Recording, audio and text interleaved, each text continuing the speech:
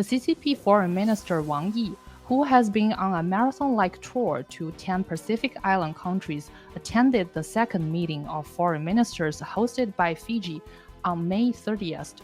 After the meeting, the parties agreed to strengthen cooperation in climate, agriculture, and other fields, but not a security cooperation agreement proposed by the CCP, and no joint communique was issued, indicating that no consensus was reached on key issues between the CCP and the Pacific Island country. The highlight of Wang Yi's visit was a video conference in Fiji with the foreign ministers of 10 island countries in the region. Earlier, it was reported that the CCP planned to sign a package of bilateral cooperation agreements with a number of countries in the region during the trip. Western countries such as Australia, New Zealand, and the US have been worried about whether the CCP was deploying new strategic strongholds in the Pacific region. According to a confidential document passed to Fiji by the CCP government and obtained by foreign media recently, CCP seeks to sign a regional agreement with 10 Pacific Island countries covering cooperation in policing, security, trade, maritime, and information communications.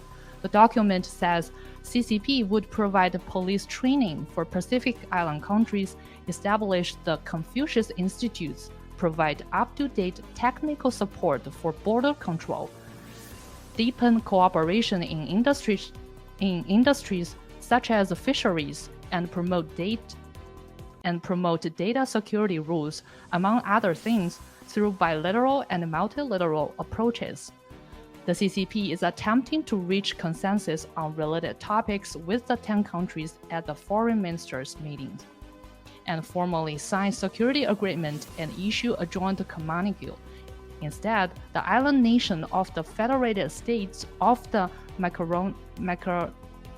Micronesia stood its ground in the meeting and opposed the CCP Security Cooperation Agreement. The country's president, David Panello, sent a letter to the leaders of 21 Pacific countries on the cooperation agreement before the meeting, in which he explicitly opposed the CCP's proposed joint development plan and warned that it reflected an intention to seek regional control of the Pacific Island nations. Panello stressed that such a cooperation agreement could drag the Pacific Island nations to the brink of a new Cold War or even a new conflict as U.S.-China relations become increasingly strained over the Taiwan Strait. Another participating country, Niue, also issued a statement after the meeting, saying it would not support the CCP's proposal for the time being because it involves regional strategic interests. Fiji's Prime Minister Frank Bainimarama agreed that the key to the agreement was to obtain consensus from most countries. Though the CCP failed to reach an agreement with 10 Pacific Island nations, its official statement still announced that Wang Yi's trip had been fruitful. The CCP and Fiji have signed 3 cooperation documents on climate change and other issues, and Wang will continue his visit to Tonga and other regions on Tuesday.